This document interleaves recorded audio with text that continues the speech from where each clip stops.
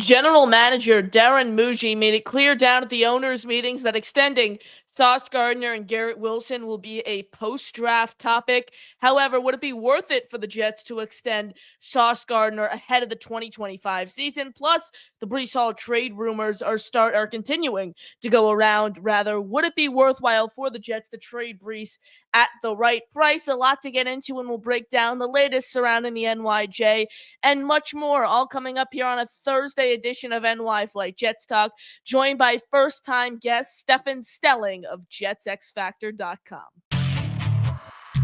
Jets, Jets, let's go. Jets wide receiver Wesley Walker. Wesley, how you doing today? ESPN writer Mr. Rich Samini, Jets reporter for The Athletic, Mr. Zach Rosenblatt, Hall of Famer, and Jets legend, Mr. Marty Lyons. Your host, Connor Law. What is going on, everyone? Hello, and welcome back here to another edition of NY Flight Jets Talk here on this Thursday, April 3rd, 2025. Can't thank you guys all enough for tuning in here on the show. Make sure you smash that like button, hit subscribe. You got any Jet fans, make sure to share the channel with them. Those three ways are completely free, and it's a great way to support the channel. Paid way, you can support the channel and help us grow here.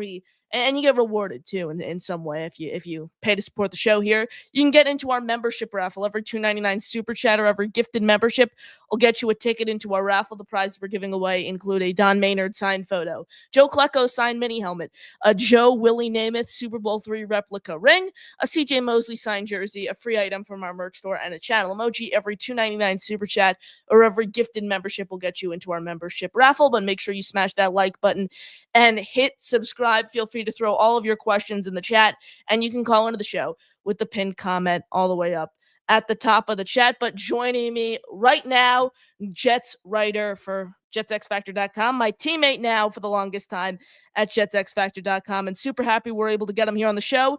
It's Stefan Stelling joining us here on the program. Stefan, how you doing? I'm doing well. Thank you for having me.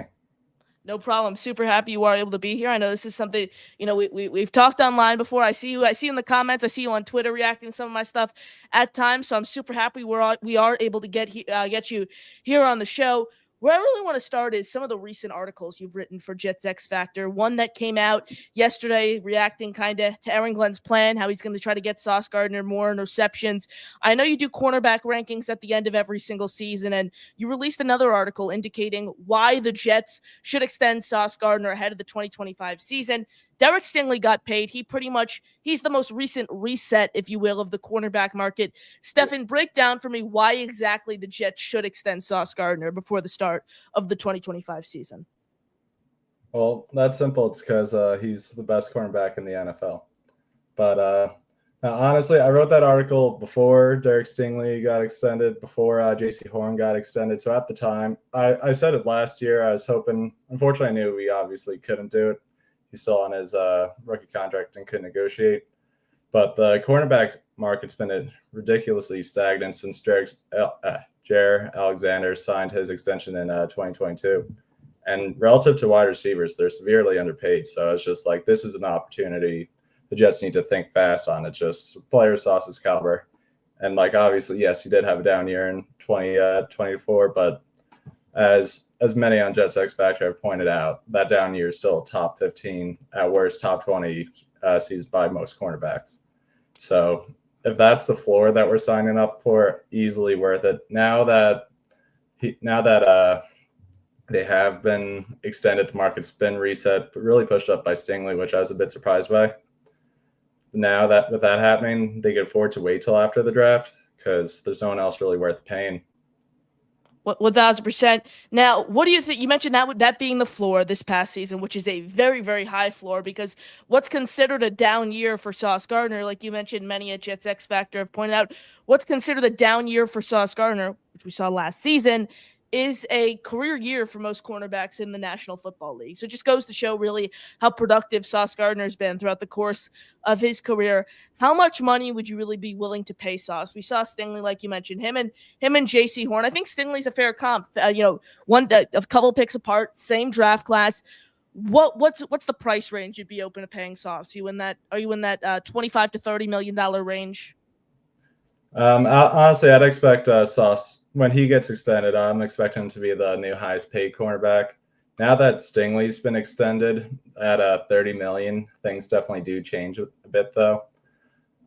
In an ideal world, hopefully, honestly, I'm hoping he'll just settle for a $31 million, take the highest paid job, because Stingley's he really came on after struggled a bit his rookie year, had a pretty solid second season, really came on near the end, and he is definitely excellent in this past season. I believe he's my second ranked corner, even as hard as it is to say. He had a great season. So he was. Yeah, 1,000%.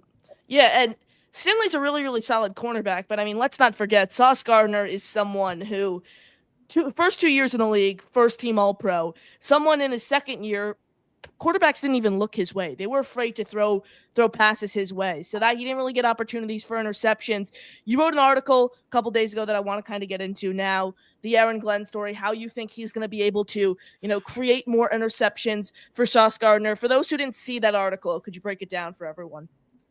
Yeah, honestly, I'm pretty excited about how Glenn is going to use Sauce. I think it'll really take him to the next level, even with the level he's already at. So over this past weekend, Glenn talked about how for him and also for Brandon Stevens, that they're hoping to play more in zone coverage, which I was a bit surprised by because Glenn used man coverage at the highest rate in Detroit, but Steve Wilkes, our DC, he does play more zone, so it does make sense. But with playing Sauce in zone, as great as he is as a man corner,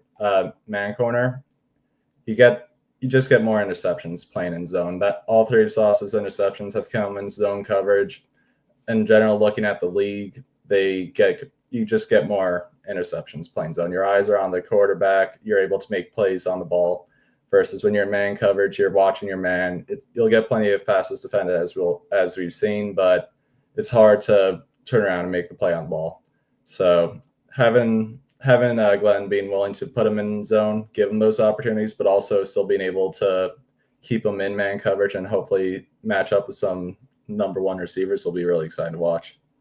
Stefan, after losing Tyler Conklin and Kenny Yeboah in free agency, the Jets still did add Stone Smart. However, tight end still widely regarded as a position of need for this team. Many looking to the draft. Tyler Warren, obviously the hot name. We're hearing Colston Loveland now in a trade back scenario. Some of the later day names, Elijah Arroyo, Harold Fannin Jr. from Bowling Green is someone I really, really like.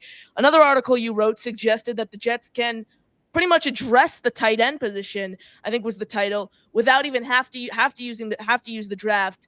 Break that down for us. How can the Jets address this tight end position without having to use draft picks on any tight ends? Yeah, and obviously, first things first.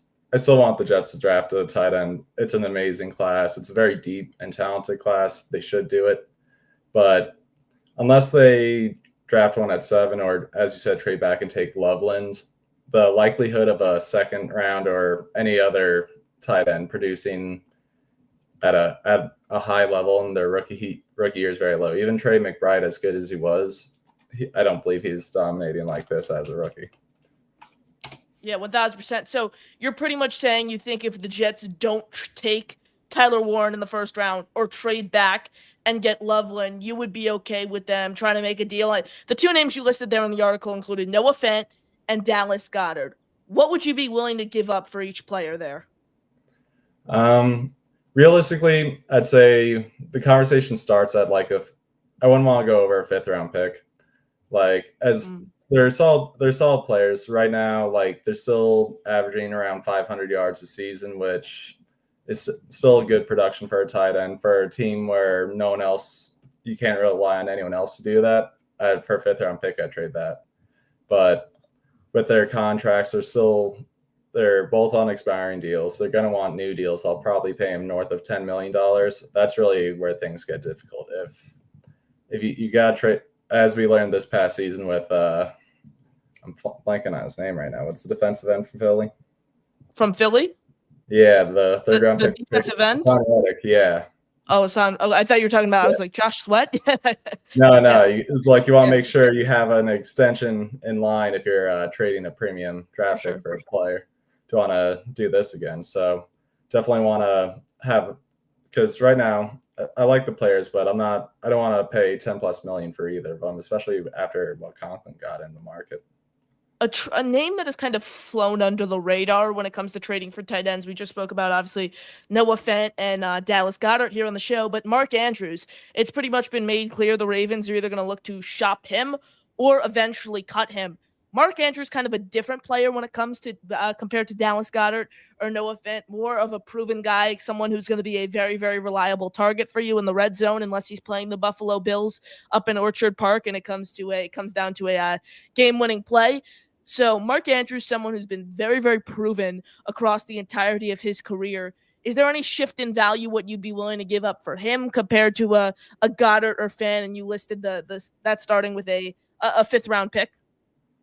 I don't know if I go that much more, to be honest, because Mark Andrews is a good player, but the injuries are definitely a concern. And I believe I'm not 100% sure. I haven't dug into him as much as the others, but I do believe he was a bit less productive. I'm not 100% sure, so, not good down that hill. Him being available, I'll definitely be interested. He is a good player.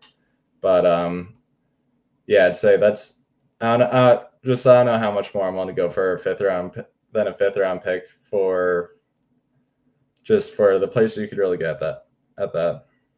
Smash the like button, hit subscribe. Appreciate you all tuning in here on NY Flight Jets Talk. Stefan Stelling, Connor Long here with you on this Thursday evening. Any questions for Stefan and I, throw them in the chat. We'll get to those. Super Chats come up immediately. Super Chats memberships get you raffle entries. You can call into the show with the pinned comment at the top of the chat. Our guy Jack Talks Jets at the building says, I believe we should definitely get a tight end in the draft. No question. There's no free agents right now.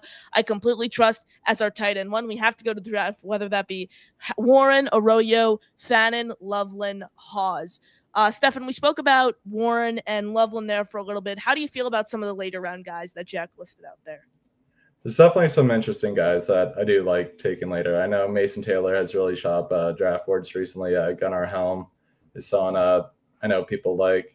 There's definitely a lot of good names. Terrence Ferguson from Oregon is definitely one that I like a lot too. So there's a lot of good players. So they should definitely take one later. It's just as he's saying, as Jack Talks Jets is saying, who do you trust to be your tight end one?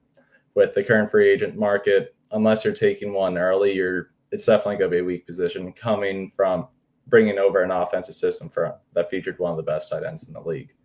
1,000%, and that's something you pointed out in your article. The Lions use tight ends in over 86% of their snaps, so I think getting a legit tight end in the building here for the Jets is definitely going to be crucial for this team and their success moving forward. How Tanner Engstrand ultimately facilitates his offense. 1,000%. I mean, Stefan, the only free agent, somewhat competent name that comes to mind at this point is Gerald Everett, but I mean, what really is he at this point in his career? I don't think he's a tight end one. Maybe you throw him a couple $1 million to be your tight end too. It's just slim pickings right now in the market overall.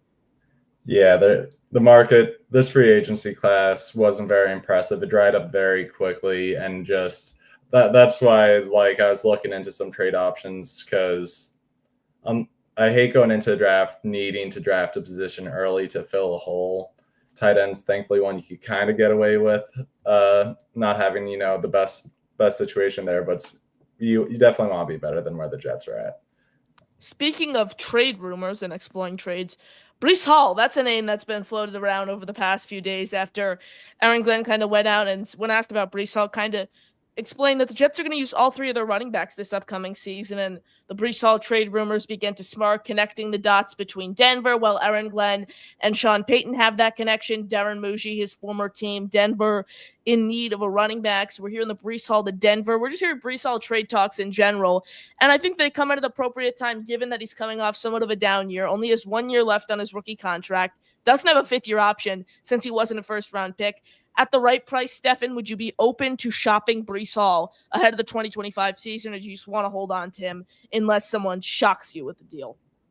I guess it's kind of the way you put it. I'm always open to it. I love Breece Hall, and so I don't want to see him go. I'd rather keep him, but at the end of the day, you got to think about the whole team and maximizing your assets. If the Jets are able to get a good return for him, sure, I'd trade him, but just I don't necessarily see the Jets getting a very good return for him where it'd be worth parting with the player. but everyone has a price, you know? What would you consider a good return for Breece Hall? That's tough because honestly, I'm just skeptical you get a return that really be worth it because, like, Christian McCaffrey was traded for a 3rd and 5th round pick, and he was the offensive player of the year. Yeah. That's just Again, you got and then you could play the injury card with Christian McCaffrey and say he was injury prone. But at the same time, Breece Hall coming off the ACL injury, coming off the knee injuries overall, which I don't see. Here's the thing, Stefan. I'm a huge Breece Hall fan. People get my words misconstrued quite often. I said I would be open to trading Breece Hall at the right price. That's what I said. I think at the right price, like you said, a good return, you're pretty much open to anything. I would, like you mentioned, the Christian McCaffrey. If you can get a 3rd and a 5th round pick for Breece Hall in a very, very strong running back class in this year's draft, personally, I would take that. Just looking at the rest of the market overall, I mean, you have a lot of depth at this running back position. Breece Hall is someone who, coming off a down year, his vision has been a problem since he was in college. You know, he's starting his whole thing, Stefan, is those home run plays. That's what make him such a solid running back, and his elusiveness, his ability to break tackles. We saw him kind of lose that step last season a little, and you know, hitting his ability to hit the hole hard and accelerate, boom, that was another one of his strong suits. We're noticing that those knee injuries are starting to hinder his speed a little bit. A 3rd and a 5th round pick, I would not hate trading Breece Hall at. My question is, who do you replace him with overall? Like, you think trading Breece Hall, Stefan, potentially opens up the possibility of Ashton Jeanty with the 7th overall pick? Well, it would, like, obviously would open up the possibility. You know, you trade your starting running back. There's amazing running back prospect who, but to some, is one of the cleanest prospect in the entire draft class. So it definitely would open up the conversation. I'm not sure if I would want to, you know, spend the 7th overall pick on a running back, but then you draft special players. If you believe he's going to wear a gold jacket and 10 years down the line, yeah, draft him. 1,000%. And I think the Jets might take the best player available mentality entering this draft. And if they trade Breece Hall and Jeanty's on the board, he would be not only probably the best player available for this team, but would also kind of help replace Breece Hall. I think I really, really like Jeanty. I really, really do. The question becomes, though, do you want to use the 7th overall pick on the running back? But that's the biggest thing. Running back along with tight end. Well, that's starting to get cleaned up, especially after Brock Bowers being selected high in the upper end of the 1st round of last year's draft. People are starting to consider tight end now a premium position, especially when you have one who can catch for over 1,000 yards in a season. But like linebacker, for example, running back, those are 2 positions that not a lot of people consider, you know, worthwhile of using a top 10 pick on. And many people are going to, you know, by the way, guys, I have an article coming out about this for Jets X Factor that should be up in the next few days, kind of about the overall value of the running back position and Aaron Glenn's personnel strategy. Everyone talks about how Aaron Glenn and Brad Holmes, the first move they made when they got to Detroit was they drafted Penei Sewell to solidify the offensive line. Well, people forget in the 2023 draft, they had David Montgomery under contract, and they decided to use a top 15 pick on Jahmyr Gibbs. So you can play the game of, well, they used the pick on Penei Sewell. Yes, they did that 1,000%. 2 things. There's a strong chance Armand Membu's not even on the board when the Jets are selecting with the 7th overall pick. Second off, I think Will Campbell's a guard at the next level. Do you really want to use the 7th overall pick on someone who you're going to have to mix up your whole line? You're pretty much at that point going to have to slide AVT out to tackle if you really want him to play inside, and Will Campbell be your guard. I think if you can get a running back with the 7th overall pick in Breece Hall, I would be open to that. Here's the thing. The way you look at it overall is you're creating an extra hole and you're using a top 10 pick to replace it. Ideally, you want someone, let's say you get a 3rd and the 5th round pick in exchange. Boom, you're going to try to use that 3rd or 5th rounder on someone, whether you go with an Ollie Gordon, who's someone I really, really like, or a Quinshon Judkins from Ohio State, someone of that nature. I like Jeanty overall as a player. Question becomes, do you want to use a top 10 pick on it? Stefan, I know you spoke about who he is overall as a prospect. Do you think it particularly, would benefit the team by using a top 10 pick on a running back if you trade Breece, or would you rather look elsewhere? I'd say I'd probably rather look elsewhere. It's just, for me, with where the Jets are at right now, obviously, there's a lot of good running backs in the NFL. There's a lot of good running backs on day 2 and day 3 of the draft. There's you could definitely find better running backs in the first round. But with where the Jets are at right now, not really knowing our quarterback situation, not exactly knowing when we're going to be playing for that Lombardi Trophy, it's just at what you may be able to get Gianti now, but like at what point are you truly competing with him? So it's just you're already going a few years down the line where it may not be the same player, which is it's a tough situation. But I don't know, man. That's not how I do it. But as you said with before, with the Lions taking John Marie Gibbs, they also took linebacker Jack Campbell a few picks later. So they don't play by the rules when it comes to valuing positions as more premium than others. They value premium players, but whether that's Glenn was the DC there, so it doesn't mean that the Jets are going to be taking that route. See, keep your questions coming. We'll get to those. Pin comment to Colin at the top of the chat. Appreciate all your support as always here on the show. Indy Jets comes in, says this trading Hall and drafting Genty at 7 make the team that much better? The answer is no. Stefan, thoughts on this comment here from Indy? I'd say I can't really disagree that much. Like, the offense would probably be a bit better, but I don't know. I don't know how much it would make the team better down the line. I could definitely be proved wrong, though. He's a special player. Like the man looks like a freak. He'll definitely be a good football player. So I could be wrong, but it's not the route I go personally. Stefan, who's your guy at pick 7? We've talked about a lot of the different options. Who's your pick at number 7 in this year's draft? My pick at 7 is the same pick I've had for the last 4 drafts, trade back, and that is yet to happen. So probably tackle Armand Membu. Armand Membu. Yes, thank you. No problem.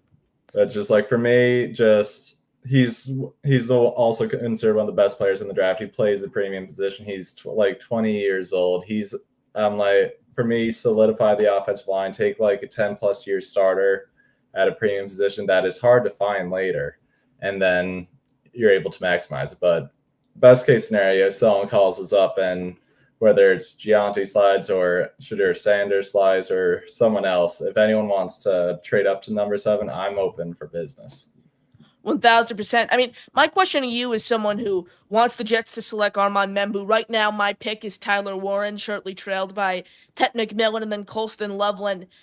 There's nothing against Armand Membu for me overall as a player. I think he's a good football player. And my whole thing is I just don't think the overall value there at right tackle with the 7th overall pick is worth it. I know you called it a premium position and you referenced the fact that Aaron Glenn really doesn't play by the rules. The Detroit Lions don't when it comes to they select premium players over premium positions. However, the value does concern me there. And let's be real, entering the combine, Armand Membu is someone who was viewed as a end of the first round, early second round type guy. And then crazy measurables at the combine, that crazy RAS score, boom, skyrockets upboards. And he might not even be available come the 7th overall pick. How much of Membu's hype do you think really has to do with the measurables compared to the on-field product?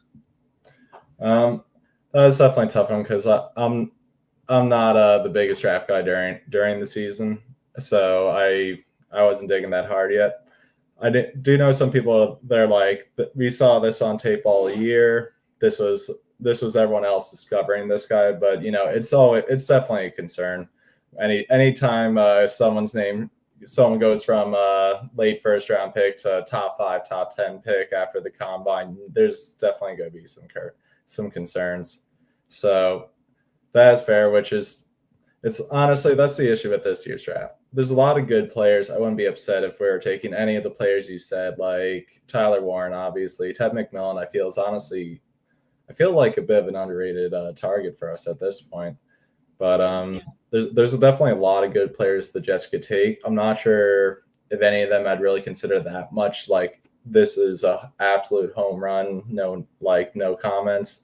But there's a lot of ways that they could play this, and it could go well. So 1,000%. And here's the thing: last year's draft class was so strong, especially at the top of the draft. Like guys like Romo Dunze, Malik Neighbors, Marvin Harrison Jr., even J.C. Latham, Joel Olufashinu, who's now wearing the green and white. Like so many solid players.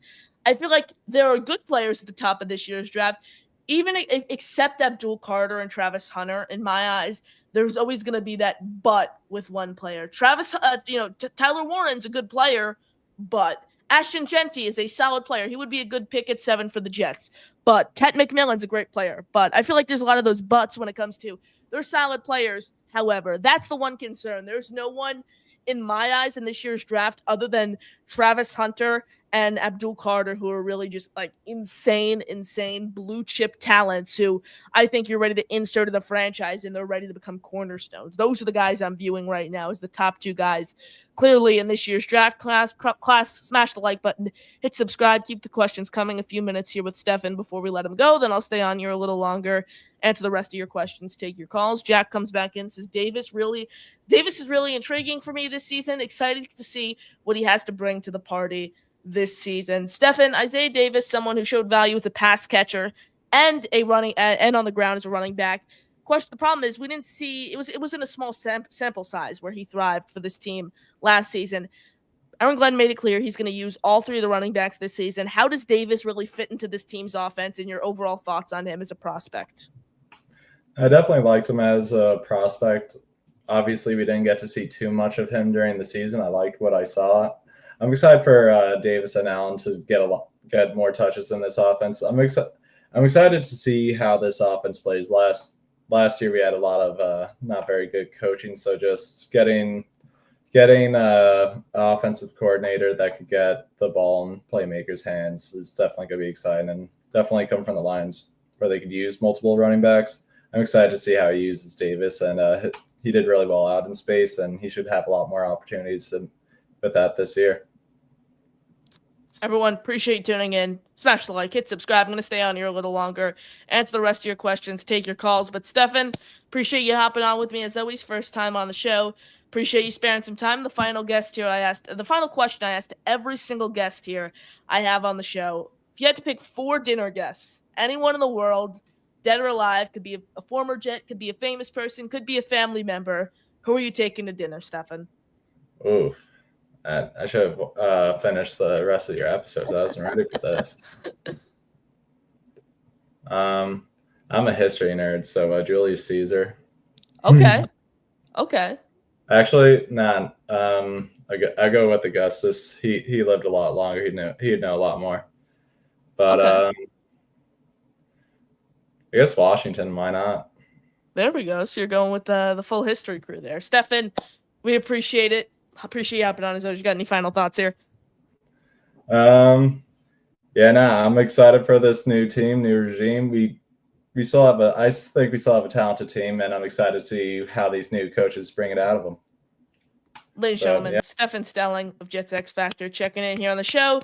Appreciate Stefan sparing some time for us. The link to his Twitter is in our bio below, along with his link to his author profile at Jets X Factor. Great columnist, great analytics guy. Appreciate Stefan checking in, spending some time with us here on the show. Going to stay here a little longer, answer your questions, take your calls, submit your questions. Super chats come up immediately. Appreciate all your support as always here on the show. Like, share, and subscribe. Completely free. Helps us grow significantly. Don't forget about our membership raffle. Don Maynard signed photo, Joe Klecko signed helmet, Joe Willie Namath Super Bowl III replica ring, CJ Mosley signed jersey, free item from our merch store, and a channel emoji among the prizes we're giving away this month. Every $2.99 super chat, along with every gifted membership, will get you a ticket into our raffle. Can't thank you guys enough for all of your support here on the program. Like I said, keep the questions coming. If you want to call into the show, you can do so with the pinned comment at the top of the chat. We're back tomorrow night, same time, 8 p.m. EST, and then Jack and Josh on here at 9:30. But tomorrow night, keeping the JetX Factor momentum going. Michael Nania, JetX co-founder and co-owner, another teammate of mine, hopping on with us. Great analytics, great film. So looking forward to chopping it up with Nania tomorrow. So he'll be joining us tomorrow. But like I said, last chance to get your questions, comments, thoughts in here before we wrap up. Last chance to call into the show. Last chance to get into our membership raffle. We appreciate all your support as always here on the program.